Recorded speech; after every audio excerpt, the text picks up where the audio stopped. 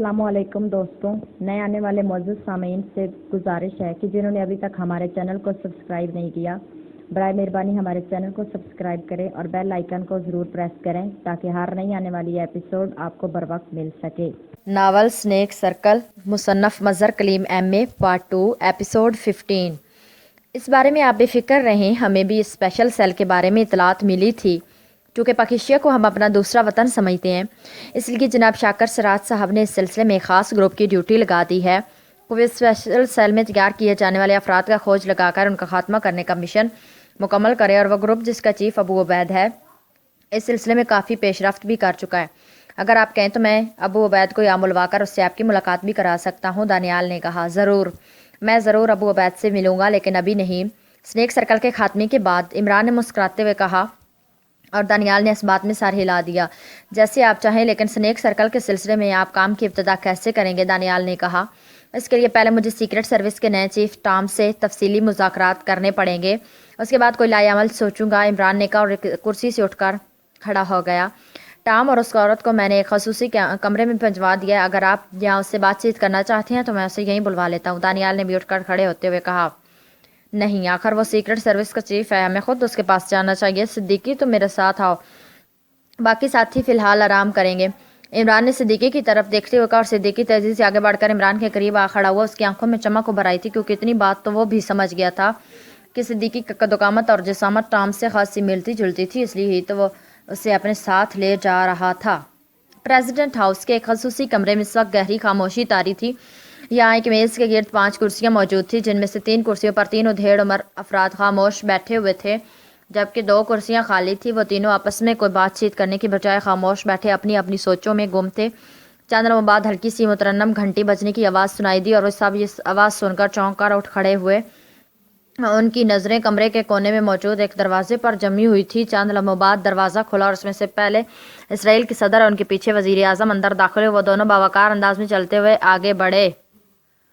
تشریف رکھیے، صدر نے گمبھیر لہجے میں کہا، اور اس کے ساتھ ہی وہ خود بھی ایک خالی کرسی پر بیٹھ گیا۔ اس کے ساتھ والی کرسی پر وزیر اعظم بیٹھ کر ان کے بیٹھنے کے بعد وہ تینوں بھی خاموشی سے اپنی اپنی کرسیوں پر بیٹھ گئے۔ اس خصوصی میٹنگ کی وجہ سے ایک ایسے خطرے سے نمٹنا ہے جو اسرائیل کے لیے انتہائی خوفناک حد تک خطرناک ثابت ہو سکتا ہے، صدر نے پراسرار سے لہجے میں کہا، اور وہ تینوں حیرت سے صدر کے چہرے کو دیکھنے لگے۔ آپ حضرات جانتے ہیں کہ اس پوری دنیا میں سنیک سرکل کے بارے میں سوائے ہم 5 افراد کے اور کسی کو اس کا تفصیلی علم نہیں ہے، اور میں نے جس خطرے کی بات کیا وہ سنیک سرکل کے سلسلے میں ہی ہے، صدر نے کہا۔ کیا آپ اس خطرے کی وضاحت فرمائیں گے جناب صدر؟ ایک ادھیڑ عمر آدمی نے، جس کی ناک طوطے جیسی تھی، بڑی مؤدبانہ لہجے میں کہا۔ پرائم منسٹر صاحب آپ کو ضروری پس منظر سے آگاہ فرمائیں گے، صدر نے وزیر اعظم کی طرف دیکھتے ہوئے کہا۔ جیسا کہ آپ حضرات جانتے ہیں کہ سنیک سرکل لیبارٹری میں ایک ایسے ہتھیار پر کام ہو رہا ہے جس کی تکمیل کی صورت میں اسرائیل دنیا کے باقی ممالک تو ایک طرف ہے، کرائمیا اور روسیہ جیسے عظیم مملکتوں پر بھی چشم زدر میں قبضہ کر سکتا ہے۔ اس ہتھیار کی تیاری میں نہ صرف اسرائیل نے اپنے تمام وسائل جھونک دیے ہیں، بلکہ دنیا بھر کے مالدار یہودیوں سے بھی بھاری رقومات اس سلسلے میں ایک باقاعدہ نظام کے تحت حاصل کر کے استعمال میں لائی جا رہی ہیں۔ یہ ہتھیار، جس کا کوڈ نام سنگل ڈراپ ہے یا ایس-ڈی ہے، یہ ہتھیار اب تکمیل کے قریب ہے۔ ہم نے اسے لیبارٹری اور اس ہتھیار کو خفیہ رکھنے کے لیے بے پناہ تگ و دو کیا، اور ہمیں یقین ہے کہ کرائمیا اور روسیہ کو بھی اس کا علم نہیں ہے، لیکن اب ایک ایسی رپورٹ ہمیں ملی ہے جس نے ہمیں بے پناہ تشویش میں مبتلا کر دیا ہے، اور وہ رپورٹ یہ ہے کہ دنیا کی سب سے خطرناک سیکرٹ سروس پاکیشیا سیکرٹ سروس کے کانوں تک اس کی بھنک پہنچ چکی ہے۔ اور آپ جانتے ہیں کہ پاکیشیا سیکرٹ سروس اگر سنیک سرکل کی تباہی کے در پہ ہو گئی تو ہمارے لیے بے حد مشکلات پیدا ہو جائیں گی، اور اگر وہ لوگ اپنے مشن میں کامیاب ہو گئے، یعنی سنیک سرکل کو اس موقع پر تباہ کر دیا گیا، تو پھر یہ اسرائیل کے لیے اور پوری دنیا کے یہودیوں کے لیے اس قدر نقصان ہوگا کہ شاید اس کا ازالہ ہی ممکن نہ ہو سکے، وزیر اعظم نے کہا۔ لیکن جناب، پاکیشیا سیکرٹ سروس کو اسرائیل میں داخل ہونے سے تو روکا جا سکتا ہے، آخر وہ لوگ انسان ہی ہیں، مافوق الفطرت تو نہیں ہیں، ایک اور گنجے سر والے آدمی نے منہ بناتے ہوئے جواب دیا۔ انہیں داخل ہونے سے روکنے کی ہر ممکن کوشش کی گئی، لیکن وہ یہاں نہ صرف داخل ہو گئے بلکہ ان کی وجہ سے ہماری سیکرٹ سروس کا بھی خاتمہ ہو گیا، اور ہمیں مجبوراً ہنگامی طور پر ایک بالکل نئی سیکرٹ سروس قائم کرنی پڑی ہے، وزیر اعظم نے کہا، اور اس کے ساتھ ہی اس نے مختصر طور پر پاکیشیا سیکرٹ سروس کی آمد، GP5 کی بمباری اور سیکرٹ سروس کے خاتمے تک کی پوری تفصیل بتا دی، اور صدر کے علاوہ وہاں موجود وہ تینوں افراد حیرت سے منہ پھاڑے یہ سب کچھ سنتے رہے۔ اب آپ تازہ ترین رپورٹ بھی سنیے، وزیر اعظم نے چند لمحے خاموش رہنے کے بعد دوبارہ بولتے ہوئے کہا۔ GP5 کے کرنل ڈیوڈ اور سیکرٹ سروس کے نئے چیف ٹام نے پاکیشیا سیکرٹ سروس کے خفیہ ٹھکانے کا کھوج لگا لیا ہے۔ یہ لوگ قصبہ ابو نجم کے ایک مکان میں چھپے ہوئے تھے۔ وہاں دونوں تنظیموں نے چھاپا مارا لیکن وہ وہاں سے نکل جانے میں کامیاب ہو گئے، لیکن ان کا سراغ لگا لیا گیا اور وہاں سے کچھ دور فلسطینیوں کی ایک خفیہ زیر زمین پناہ گاہ میں چھپے ہوئے تھے۔ سیکرٹ سروس نے ایکشن لیتے ہوئے خفیہ پناہ گاہ پر میزائل برسائے اور اسے تباہ کر دیا، اور اس کے ملبے میں سے انہیں پاکیشیا سیکرٹ سروس کے سارے ارکان بے ہوشی کے عالم میں مل گئے۔ سیکرٹ سروس کے سیکنڈ چیف میجر ہیری نے ان کے فوری خاتمے کی سفارش کی، لیکن نئے چیف ٹام نے اس مشورے کو رد کر دیا۔ وہ انہیں زندہ صدر صاحب اور میرے سامنے پیش کرنا چاہتا تھا۔ GP5 کے کرنل ڈیوڈ نے بھی کوشش کی کہ ان کا فوری خاتمہ کر دیا جائے، لیکن ٹام نے اس کی بات بھی نہ مانی اور کرنل ڈیوڈ اور GP5 کے آدمیوں کو واپس بھیج دیا۔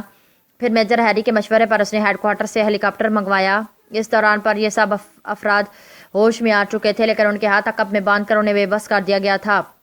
ٹام کے ساتھ اس کی بیوی جیکی بھی تھی، کیونکہ پاکیشیا سیکرٹ سروس کا کھوج لگانے میں اس نے بنیادی کردار ادا کیا تھا۔ بہرحال اس بندھی ہوئی حالت میں انہیں ہیلی کاپٹر پر سوار کرایا گیا۔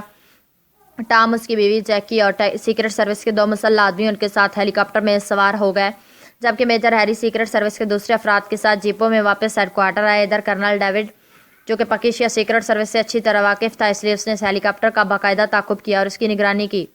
ہیلی کاپٹر تل ابیب کی طرف آ رہا تھا کہ اچانک اس کا رخ مڑا اور وہ انتہائی تیز رفتاری سے جنوب کی طرف نکل کر ان کی نظروں سے غائب ہو گیا، اور اس کے بعد باوجود بے پناہ کوششوں کے اب تک اس ہیلی کاپٹر کا سراغ نہیں لگایا جا سکا، اور نہ ہی سیکرٹ سروس کا سربراہ ٹام، اس کی بیوی جیکی اور پاکیشیا سیکرٹ سروس کا کوئی سراغ مل سکا ہے۔ یوں لگتا ہے جیسے وہ سب اچانک فضا میں تحلیل ہو گئے ہوں، وزیر اعظم نے تفصیل بتاتے ہوئے کہا۔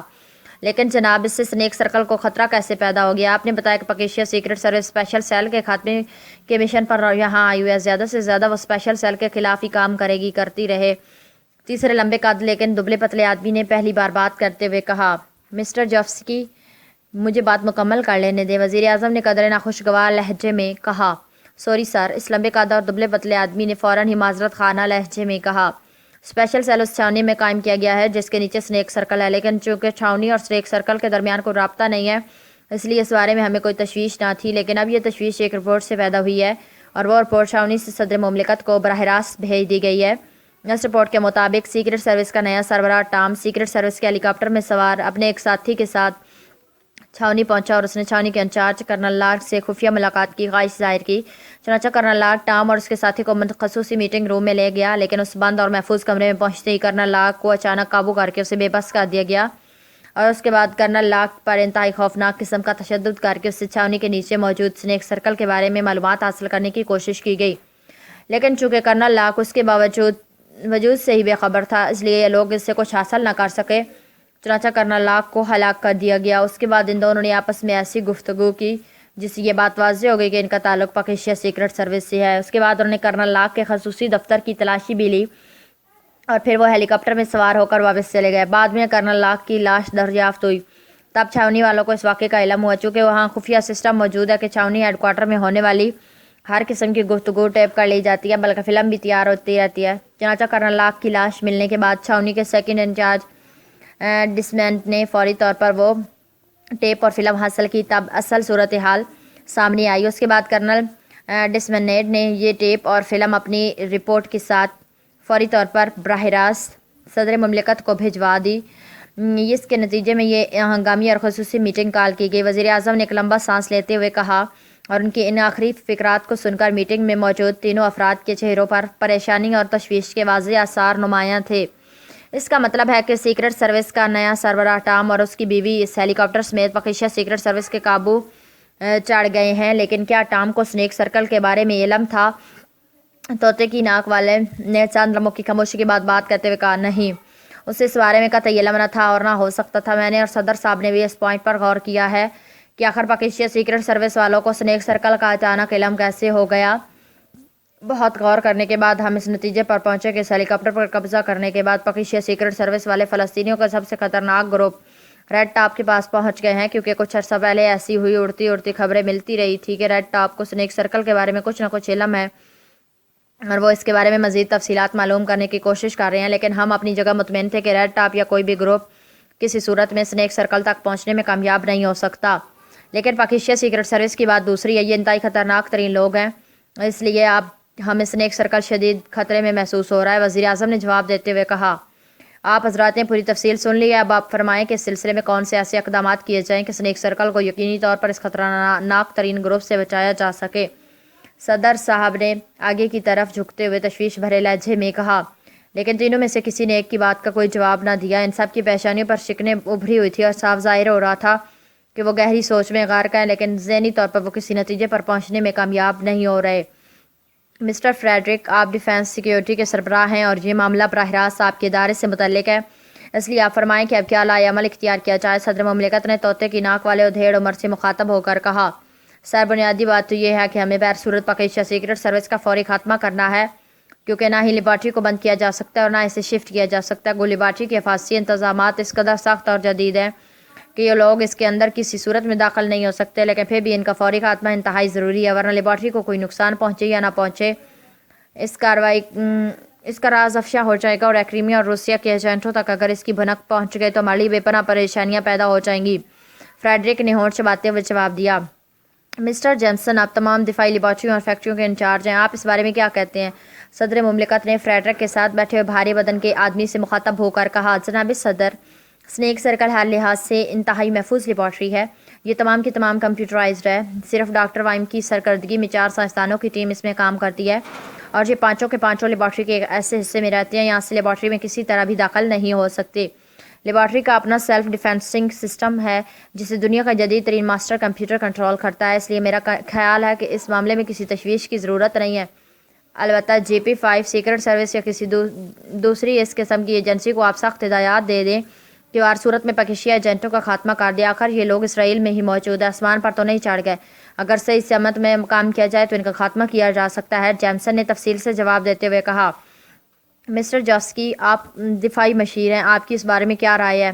صدر مملکت نے لمبے اور دبلے پتلے آدمی کی طرف دیکھتے ہوئے کہا، میرا خیال ہے جناب کہ یہ پاکیزہ ایجنٹ انتہائی خطرناک لوگ ہیں، ان سے لیبارٹری کو حقیقی خطرہ درپیش ہے، ہمیں اسے عام گروپ کی طرح ڈیل نہیں کرنا چاہیے بلکہ اس کے خلاف JP5 اور خصوصی خفیہ گروپ تشکیل دینا چاہیے۔ جوفسکی نے کہا، اس کی کیا ضرورت ہے؟ وزیر اعظم نے چونک کر پوچھا، جناب میں نے ان کے متعلق بہت کچھ سنا ہے، کرنل ڈیوڈ وہ ان لوگوں سے کئی بار ٹکرا چکا ہے، لیکن اتنا میں جانتا ہوں کہ یہ لوگ کرنل ڈیوڈ یا JP5 کے بس کا روگ نہیں ہے۔ جس طرح آپ کو معلوم ہے کہ سیکرٹ سروس کا چیف جیم مارکر جو ان لوگوں کی ٹکر کا تھا JP5 سے ٹکراؤ اور اتفاقی حادثے کی وجہ سے ختم ہو گیا ہے، اور وہ اب اسپتال میں مفلوج اور بے بس پڑا ہوا ہے، اسے نہ تو موت آتی ہے اور نہ زندگی اس کے قریب آتی ہے، وہ پینڈولم کی طرح موت اور زندگی کے درمیان لٹک رہا ہے۔ اس کے بعد اپنے قومی سلامتی کے ادارے کے چیف ڈاکٹر ہڈسن کے کہنے پر ٹام کو سیکرٹ سروس کا نیا سربراہ بنایا، لیکن آپ نے دیکھا کہ ٹام کا کیا حشر ہوا، اسے چونکہ پاکیزہ سیکرٹ سروس کی صلاحیتوں کا کوئی علم نہ تھا، اس لیے اس نے انہیں پکڑ لینے کے باوجود انہیں عام ایجنٹ سمجھا، اور چھاؤنی میں ٹام کے روپ میں پاکیزہ سیکرٹ سروس کے پہنچ جانے کا مطلب بھی یہی نکلتا ہے کہ ٹام ان کے قبضے میں ہے، یا پھر انہوں نے اسے ہلاک کر دیا ہوگا۔ اس طرح یہ دونوں تنظیمیں ان کے سامنے اور وہ پوری طرح ان سے ہوشیار ہوں گے۔ فلسطینی گروپ بھی ان کی بھرپور مدد کر رہے ہیں، اور یقیناً ان دونوں تنظیموں کے مقابلے کے لیے وہ ان کی مخبری کر رہے ہوں گے، اس لیے ضروری ہے کہ ان کے خاتمے کے لیے کوئی ایسا نیا گروپ تشکیل دیا جائے جس کے بارے میں نہ تو فلسطینی گروپ کو علم ہو، نہ JP5 کو، اور نہ سیکرٹ سروس کو۔ وہ اچانک انہیں چھاپ لے اور انہیں سختی سے علم ہو جائے کہ وہ انہیں بغیر کوئی وقت ضائع کے موت کا گھاٹ اتار دے۔ جوفسکی نے جواب میں پوری تقریر کرتے ہوئے کہا، لیکن یہ نیا گروپ انہیں تلاش کیسے کرے گا؟ اس بات صدر مملکت نے پوچھا۔ جناب مجھے یقین ہے کہ یہ لوگ بہرحال اسنیک سرکل کو تلاش کر لیں گے، اس لیے اگر یہ گروپ اسنیک سرکل کے گرد خفیہ پہرہ دینے شروع کر دے تو ایک روز ان کا ٹکراؤ بہرحال ان لوگوں سے ہو ہی جائے گا۔ جوفسکی نے جواب دیتے ہوئے کہا، نہیں، اس طرح اس گروپ کے سامنے اسنیک سرکل کا راز افشا ہو جائے گا، جبکہ میں اسے کسی صورت میں بھی کسی دوسرے پر افشا نہیں کرنا چاہتا۔ جس قدر کم لوگوں کو اس کا علم ہوگا اس قدر ہی یہ لیبارٹری محفوظ رہے گی۔ صدر نے دو ٹوک اور فیصلہ کن لہجے میں کہا، جناب جوفسکی کی تجویز بھی حد عمدہ ہے، لیکن میں اس میں ایک ترمیم کرنا چاہتا ہوں۔ فریڈرک نے کہا، کھل کر بات کرو مسٹر فریڈرک۔ صدر مملکت نے چونک کر فریڈرک کی طرف دیکھتے ہوئے کہا، جناب سیکرٹ سروس کا نیا چیف ٹام تو ایک لحاظ سے ختم ہو چکا ہے، جبکہ اس کا سیکنڈ چیف میجر ہیری پہلے کرنل ڈیوڈ کا نمبر 2 تھا، اس لحاظ سے اسے بھی کرنل ڈیوڈ کی طرح پاکیزہ سیکرٹ سروس سے ٹکرانے کا بخوبی تجربہ ہے۔ آپ میجر ہیری کو سیکرٹ سروس کا نیا چیف بنا دیں اور نیا گروپ بنانے کی بجائے میجر ہیری کی سرکردگی میں کوئی ایسا گروپ تیار کریں جو وسیع پیمانے پر مخبری کا کام کرے، تو مجھے یقین ہے کہ میجر ہیری ان لوگوں سے بآسانی نمٹ لے گا۔ फ्रेडरिक ने जवाब देते हुए कहा, जनाब मेरा ख्याल मिस्टर फ्रेडरिक से मुख्तलिफ है। अचानक जैमसन ने बोलते हुए कहा, बोलिए। सदर ने फ़ौरन उससे मुखातब होते हुए कहा, जनाब कर्नल डेविड ने कई बार पाकिस्तान सीक्रेट सर्विस के खिलाफ कामयाबियां हासिल की हैं। आपने खुद बताया कि टाइम के साथ साथ कर्नल डेविड ने भी इसका खोज निकाल लिया था, लेकिन प्रॉब्लम यह है कि दोनों इदारे एक दूसरे को नीचा दिखाने के लिए आगे बढ़ते हैं तो फिर एक दूसरे के खिलाफ चलते हैं। GP5 के पास मुखबरों का वसी जाल पहले से मौजूद है, ख़ासतौर पर फ़लस्तीनियों में से इसके बेशुमार मुखबर मौजूद है। इसलिए अगर सीक्रेट सर्विस को ख़त्म करके सिर्फ अकेली GP5 को आगे बढ़ाया जाए तो मुझे यकीन है कि कर्नल डेविड बहरहाल इन लोगों का खात्मा कर लेने में कामयाब हो जाएगा। वैसे भी असल सीक्रेट सर्विस ख़त्म हो चुकी है और जो नया ग्रुप बनाया गया है उसका असर आपने देख लिया है, जैमसन ने कहा। मैं जैमसन की बात की तायद करता हूँ जनाब। जाफ्स्की ने फ़ौरन जैमसन की बात की तायद करते हुए कहा, जनाब सदर, मेजर हैरी अब कर्नल डेविड के साथ काम ना कर सकेगा और मेजर हैरी के तजर्बे से हमें फ़ायदा भी उठाना चाहिए। इसलिए अगर हम मेजर हैरी को सीक्रेट सर्विस का चीफ बना दें और फौरी तौर पर स्पेशल सेल के खात्मे का बाकायदा ऐलान कर दें ताकि पाकिस्तान सीक्रेट सर्विस मुतमईन हो जाए, हो सकता है वो लोग इस पर इत्तफा करके वापस चले जाएँ। स्पेशल सेल के अफराद को अलबत्ता फौरी तौर पर सीक्रेट सर्विस में शामिल किया जा सकता है। वज़ीर आज़म ने तजवीज़ पेश करते हुए कहा, ठीक है, आपकी राय मुझे तस्लीम है, लेकिन आप बराह रास्त सीक्रेट सर्विस के इंचार्ज होंगे, उनसे बाकायदा रिपोर्ट लेंगे और उन्हें अहकाम देंगे और मैं GP5 को बराह रास्त कंट्रोल करूँगा और आपका और मेरा तो बहरहाल रब्ता है ही। इस तरह में साथ साथ सारी कार्रवाई का भी इल्म होता रहेगा और हम ज़रूरी अहकाम भी बर वक्त दे सकेंगे। सदर मुमलिकत ने कहा, यस सर, इसके साथ साथ हमें डॉक्टर वाइम को भी इस मामले में ब्रीफ कर देना चाहिए ताकि वो और ज़्यादा मोहतात और होशियार हो जाए, वज़ीर आज़म ने कहा। और सदर मुमलिकत ने इस बात में सर हिलाया और फिर वो कुर्सी से उठ खड़े हुए। ये मीटिंग बर्खास्त होने का कौशन था, इसलिए उनके उठते ही वज़ीर आज़म समेत बाकी अफराद भी उठकर खड़े हो गए और फिर सदर मुमलिकत मुड़े और उसी दरवाजे की तरफ बढ़ने लगे यहाँ से वो आए थे। वज़ीर आज़म भी मुअद्दबाना अंदाज में उनके पीछे चलते हुए दरवाजे की तरफ बढ़ गए। कर्नल डेविड अपने दफ्तर में बेइंतहा बेचैनी और इज़्तिराब के आलम में टहल रहा था। वो अभी थोड़ी देर पहले सदर मुमलिकत से मिलकर आया था और सदर मुमलिकत ने उसे खसूसी मीटिंग में होने वाली तमाम कार्रवाई से आगाह करने के साथ साथ ये हुक्म भी दे दिया था कि वो पाकिस्तान सीक्रेट सर्विस का खात्मा हर सूरत में GP5 के हाथों ही कराना चाहता है। इसलिए कर्नल डेविड को इस मिशन पर अपनी पूरी सलाहियतें सार्फ करनी होंगी और रोज़ाना अपनी कारकर्दगी की रिपोर्ट देनी होगी। गो टाम के खात्मे से कर्नल डेविड को खुशी हुई थी, लेकिन उसकी बेचैनी और इज़्तिराब की वजह मेजर हैरी का सीक्रेट सर्विस का चीफ बन जाना था। वो मेजर हैरी के सलाहियतों से वाकिफ़ था, इसलिए उसे खतरा था कि कहीं मेजर हैरी उससे ज़्यादा अपनी कारकर्दगी का मुजाहिरा ना करे। इस तरह कर्नल डेविड की पोजीशन हमेशा हमेशा के लिए सदर मुमलिकत और वज़ीर आज़म के सामने ख़राब होकर रह जाएगी। वो अब अपने दफ्तर में टहलता हुआ इस बात पर गौर कर रहा था कि आखिर इमरान और उसके साथियों को अब वो कहाँ तलाश करे। वो टाम और हेलीकॉप्टर समेत अचानक इस तरह गायब हो गए थे कि बावजूद बेपनाह कोशिशों के फिर ना ही इमरान का सुराग मिल सका था और ना ही इस हेलीकॉप्टर का। और अब जबकि सदर मुमलिकत ने उसे बताया था कि पाकिस्तान सीक्रेट सर्विस के 2 आदमी टाम और उसके साथी के मेकअप में मासूरी छावनी पहुंचकर छावनी इंचार्ज कर्नल लाख को हलाक करने आए हैं, तो उसे यकीन हो गया था कि टाम इमरान के हाथों हलाक हो चुका है। लेकिन क्या जैकी को भी साथ हलाक कर दिया गया है या नहीं? उसे मालूम था कि अगर जैकी किसी तरह उसके साथ मिल जाए तो आसानी से इमरान और उसके साथियों का सुराग लगा सकता था, लेकिन जाहिर है टाम के साथ साथ जैकी भी गधे के सर से सींग की तरह गायब थी। अभी वो इस सोच विचार में गरक था कि अचानक मेज़ पर रखे हुए फ़ोन की घंटी मुतरन्नम आवाज़ में बाज उठी और टहलता हुआ कर्नल डेविड तेज़ी से मेज़ की तरफ लपका और उसने झपट कर रिसीवर उठा लिया। यस, कर्नल डेविड ने तेज़ और सख्त लहजे में कहा, मेजर टाड बोल रहा हूँ जनाब। दूसरी तरफ से मेजर टाड की मुतबाना आवाज़ सुनाई दी। यस, क्या बात है, क्यों कॉल किया? कि इमरान और उसके साथियों का पता चल गया है? कर्नल डेविड ने बैक वक्त सवालात करते हुए कहा। यस बॉस, मैंने उनका सुराग लगा लिया है। दूसरी तरफ से मेजर टाड की इत्मीनान भरी बातमाद आवाज़ सुनाई दी तो कर्नल डेविड बेख्तियार उछल पड़ा। कहाँ है वो? जल्दी बताओ, कहाँ है वो? फ़ौरन बताओ, कर्नल डेविड ने हलक के बाल चीखते हुए कहा। जनाब, मेरे एक मुखबर ने इतला दी है कि इमरान और उसके साथी दिफाई मुशीर जनाब जाफ्स्की को आज रात उनकी रिहाइशगाह से अगवा करना चाहते हैं। मेजर टाड ने जवाब देते हुए कहा, क्या मतलब? दिफाई मुशीर के अगवा का क्या मतलब? और तुम्हारे मुखबर को इस कदर आम बात का कैसे इल्म हो गया? कर्नल डेविड ने इंतहाई हैरत भरे लहजे में कहा, मैं उसकी तफसीलात फ़ोन पर नहीं बताना चाहता। अगर आप इजाज़त दें तो मैं आपके दफ्तर आकर तफसील अर्ज़ कर दूँ। बहरहाल खबर 100% दुरुस्त है। तफसीलात सुनने के बाद आपको भी इसके साथ होने पर यकीन हो जाएगा। मेजर टाड ने कहा, ठीक है, आ जाओ, मैं तुम्हारा इंतज़ार कर रहा हूँ, फ़ौरन आ जाओ। कर्नल डेविड ने उसी तरह चीखते हुए कहा और इसके साथ ही उसने रिसीवर क्रेडल पर रख दिया। ये कैसे मुमकिन है कि मुखबर को इस कदर अहम बात का इल्म हो जाए? बहरहाल अगर वाकई ये दुरुस्त है तो फिर इमरान और उसके साथी इस बार मेरे हाथों से बच कर ना जा सकेंगे। कर्नल डेविड ने कुर्सी पर बैठते हुए बड़बड़ा कर कहा। उसकी आंखों दरवाजे पर जमी हुई थी। वो बार बार मुठ्ठियाँ भींच और खोल रहा था। थोड़ी देर बाद दरवाजे पर दस्तक हुई तो कर्नल डेविड चौंक पड़ा। यस कम इन, उसने चीखते हुए कहा। दूसरे लम्हे दरवाज़ा खुला और मेजर टाड अंदर दाखिल हुआ। बैठो और जल्दी से मुझे बताओ कि इस खबर का क्या पस मंजर है, क्या तफसीलात है। मेरे लिए एक एक लम्हा क़यामत बना हुआ है, कर्नल डेविड ने इंतहाई इज़्तिराब भरे लहजे में कहा। जनाब, हमारा एक मुखबर अबू अब्दुल्ला के ग्रुप में एक आम ओहदे पर काम करता है, उसका नाम ज़ुबैर है, फर्स्ट कैटेगरी का मुखबर है। मेजर टाड ने कहा। हाँ मुझे मालूम है, वो इंतहाई कारआमद मुखबर है, लेकिन कर्नल डेविड ने उस बात में सारे लाते हुए कहा, मैं आज सुबह मुखबरों की फ़ाइलें चेक कर रहा था कि ज़ुबैर की फ़ाइल मैंने देखी तो मुझे एक ख्याल आ गया। मैंने उससे रब्ता किया और उसे अकेली जगह बुलवाया। मैंने उसे इमरान और उसके साथी के मुताबिक तमाम तफसीलात बताकर उसे हिदायत की कि वो ग्रुप में अंदरूनी तौर पर टोर ले कि इमरान और उसके साथी आखिर कहाँ गायब हो गए हैं। उसने वादा कर लिया। फिर तकरीबन 3 घंटों बाद उसने मुझसे रब्ता किया। उसने बताया कि इत्तफाक की वजह से उसे मेरे मतलब की मालूमात हासिल हो गई हैं और वो यही मालूमात हैं जो मैंने आपको फ़ोन पर बताई थी।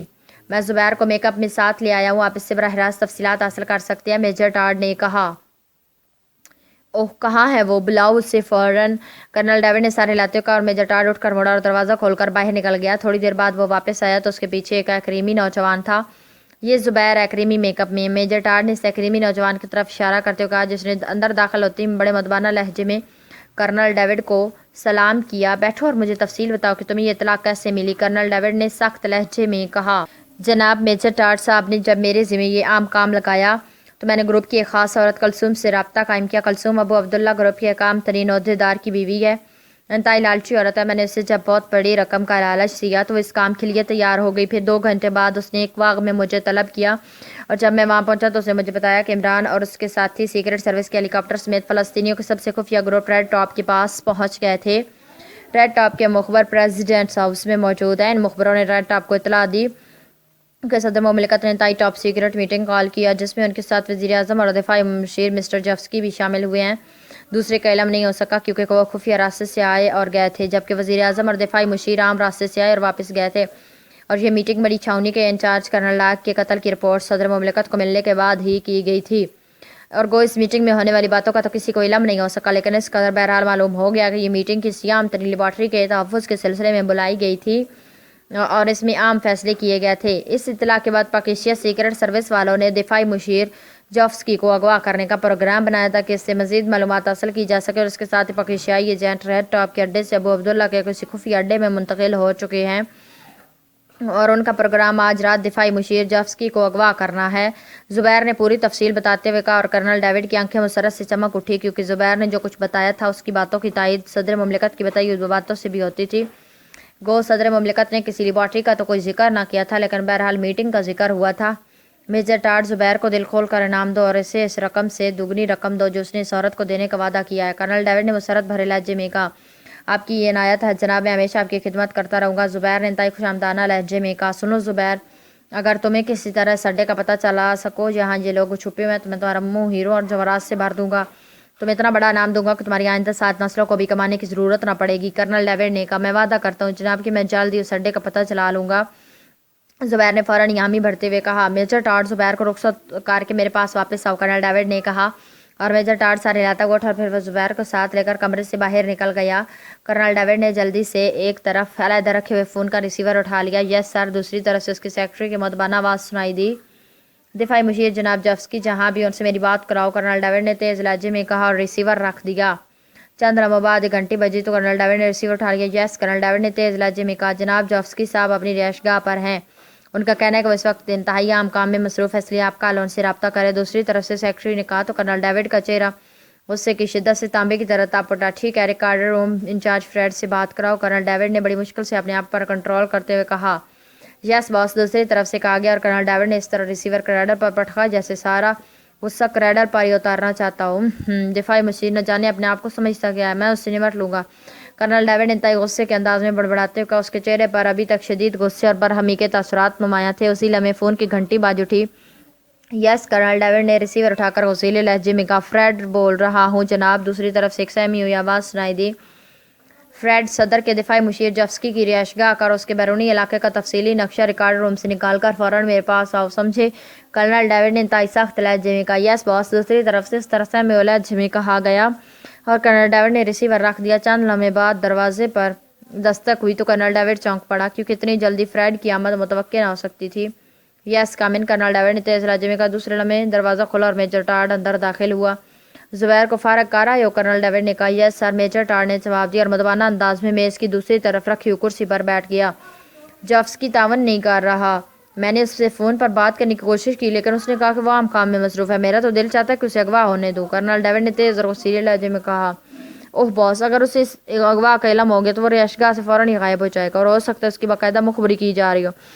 اس طرح اس کے غائب ہونے کی اطلاع ملتی ہی عمران اور اس کے ساتھی وہاں نہ آئیں گے۔ میجر ٹارڈ نے جلدی بات کرتے ہوئے کہا۔ اوہ تمہارا خیال درست ہے، چلو اچھا ہوا کہ اس سے رابطہ نہیں ہو سکا۔ میں نے ریکارڈ روم انچارج کو بلایا تاکہ جافسکی کی رہائشگاہ اس کے بیرونی علاقے کے متعلق تفصیلی معلومات حاصل کروں۔ کرنل ڈیوڈ نے ایک طویل سانس لیتے